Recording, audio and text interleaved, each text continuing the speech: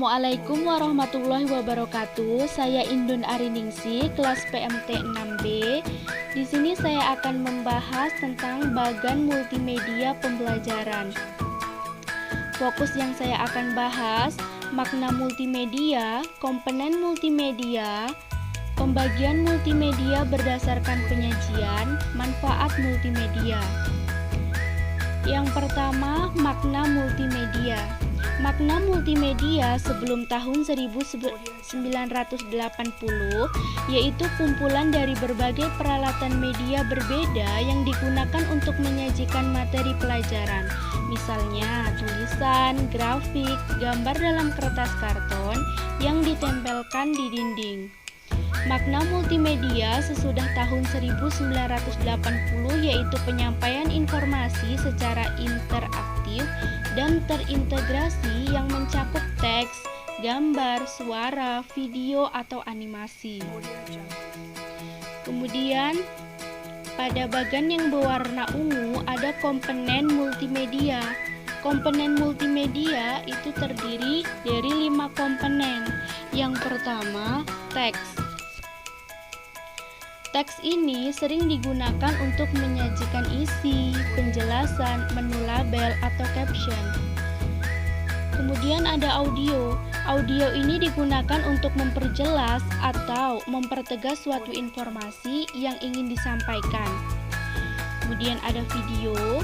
Video ini merupakan rekaman peristiwa atau proses yang berisi urutan gambar bergerak disertai suara. Tujuan pembuatan video pada tampilan multimedia sama halnya dengan audio, yaitu agar hasilnya lebih menarik dan bagus. Kemudian ada animasi. Nah, animasi ini adalah rangkaian gambar yang bergerak secara urut guna menyajikan suatu proses tertentu.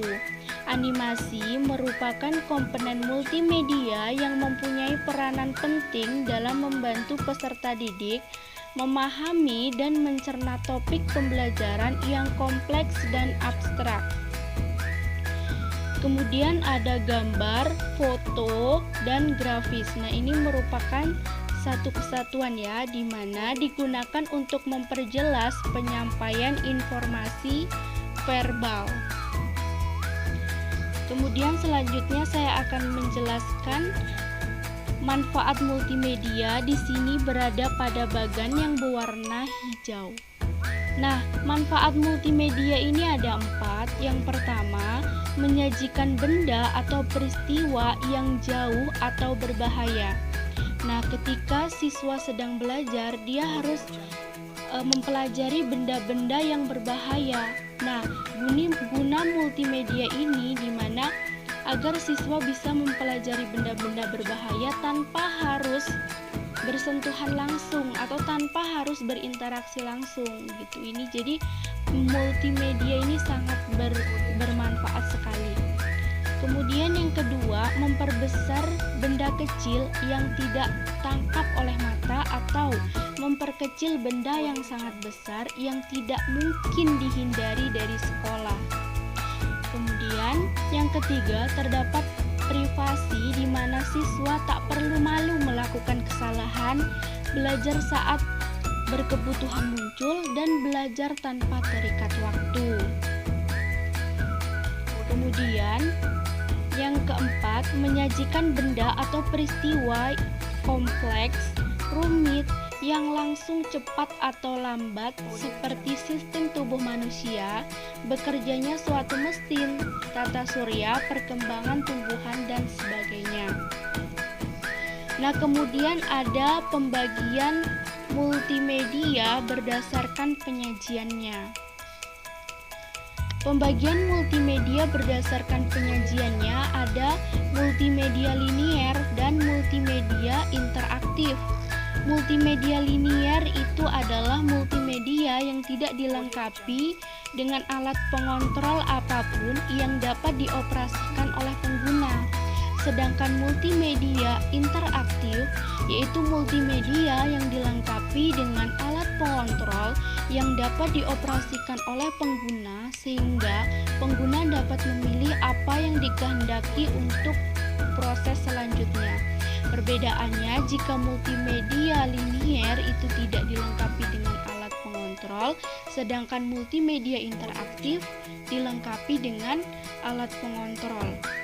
Kemudian dapat dilihat di sini, multimedia interaktif ini dibagi lagi menjadi dua, yaitu multimedia interaktif hierarki dan multimedia interaktif nonlinier. Multimedia interaktif hierarki ini pemakai memiliki pilihan, tetapi topik-topik dibagi menjadi subtopik yang lebih spesifik. Sedangkan multimedia interaktif nonlinier memungkinkan pemakai untuk bebas bergerak untuk melihat isi materi dengan cara berinteraksi. Pemakai dapat bebas bergerak ke materi manapun. Pada bagan yang berwarna hijau muda ini ada strategi penyajian multimedia interaktif. Nah, jadi multimedia interaktif ini ada strategi penyajiannya. Nah, yang pertama ada strategi drill.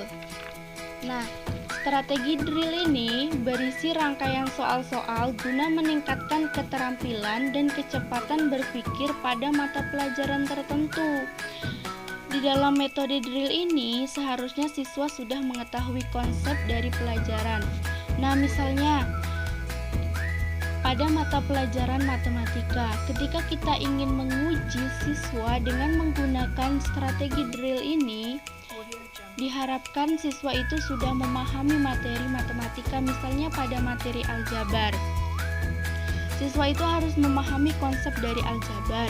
Nah, ketika siswa itu dites menggunakan metode drill yang berisi soal-soal tentang aljabar, siswa itu akan mudah untuk mengerjakannya. Nah, kemudian strategi yang kedua ada tutorial. Nah, tutorial ini dalam metode tutorial, komputer berperan layaknya sebagai seorang guru.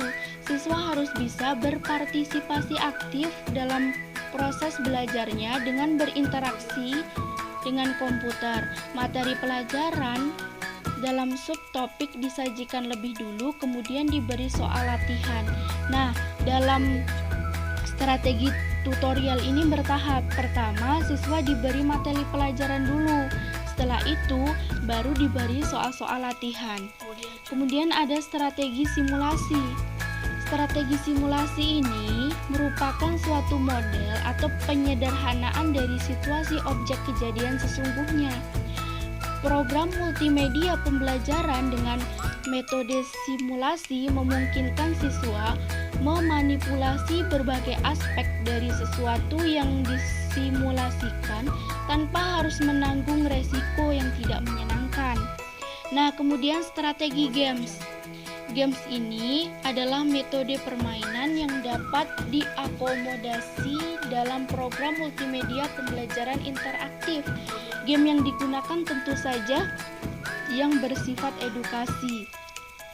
Nah, biasanya strategi game ini sangat disukai oleh siswa karena selain siswa itu belajar, dia juga bisa bermain. Kemudian selanjutnya, pembagian dari multimedia interaktif ada level interaktivitas. Nah, level interaktivitas ini ada navigasi video, navigasi audio, kontrol animasi, dan masih banyak lagi di sini.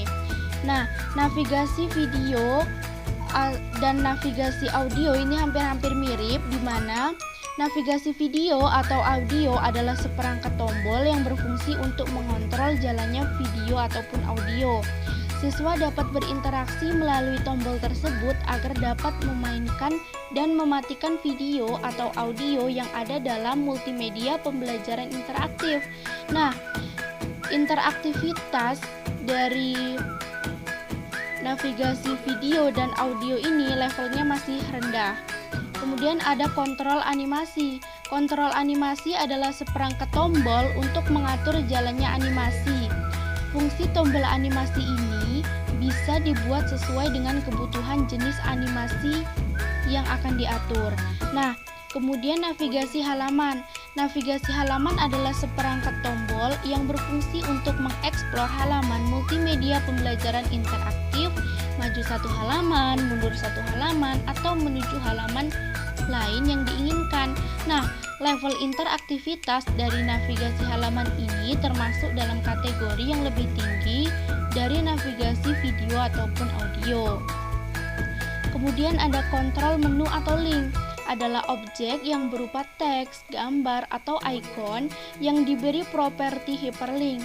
Kontrol ini biasanya digunakan untuk membuat menu atau link. Nah, level interaktivitasnya sama dengan level navigasi halaman, akan tetapi kontrol ini lebih fleksibel dan variasi objek yang ditampilkan lebih banyak, misalnya pop-up, animasi, dan lain-lain. Nah, kemudian selanjutnya ada hypermap. Istilah hypermap menunjuk pada sekumpulan hyperlink yang berupa area yang membentuk suatu area yang lebih besar. Jadi hypermap ini dia lebih besar daripada hyperlink. Kemudian ada respon feedback.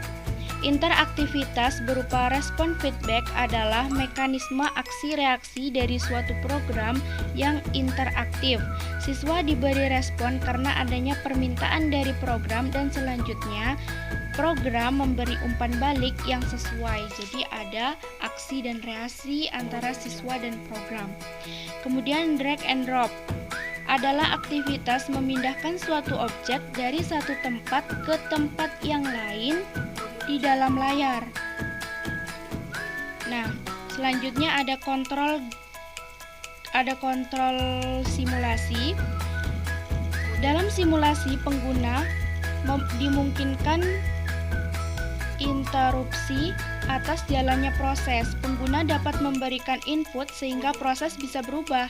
Kontrol yang lebih luas inilah yang membuat simulasi lebih unggul dalam meningkatkan motivasi belajar. Jadi kontrol simulasi ini lebih unggul dalam meningkatkan motivasi belajar. Kemudian ada kontrol game. Nah, level interaktivitas yang paling tinggi dapat ditemukan di game. Multimedia pembelajaran interaktif yang menggunakan model game sangat disukai oleh siswa karena siswa berasa seperti bermain. Game yang baik tentu saja yang berisi materi pembelajaran. Jadi game ini sangat disukai oleh siswa karena sifatnya itu tidak hanya belajar saja tetapi ada bermainnya, tapi bermainnya itu yang edukasi, yang menimbulkan edukasi. Nah, kemudian selanjutnya saya akan membahas tentang karakteristik multimedia interaktif. Nah, jadi multimedia interaktif ini memiliki karakteristik. Yang pertama, dari segi konten didesain untuk mengatasi keterbatasan ruang, jarak, dan statisnya model media konvensional. Yang kedua, interaktivitas memberikan kesempatan berinteraksi langsung dengan media dengan bantuan keyboard, mouse, sentuhan pada layar, atau bentuk yang lainnya. Yang ketiga, ada harus memberikan kontrol sepenuhnya pada pengguna untuk menghentikan, mencatat hal yang penting, memutar ulang bagian yang belum dipahami. Jadi dengan adanya multimedia interaktif dalam pembelajaran ini, kita diuntungkan, kita bisa mengulang-ulang materi pelajaran tanpa adanya waktu yang dibatasi gitu. Jadi terserah kita. Kemudian yang keempat, bersifat mandiri, dalam artian produk tersebut dijalankan berbasis komputer sebagai titik pusat dalam proses pembelajaran. Yang kelima, dari mengakomodasi cara belajar yang berbeda-beda sesuai kemampuan, kesiapan, serta dapat menyesuaikan kemampuan diri. Sekian penjelasan bagian multimedia pembelajaran. Semoga dapat bermanfaat.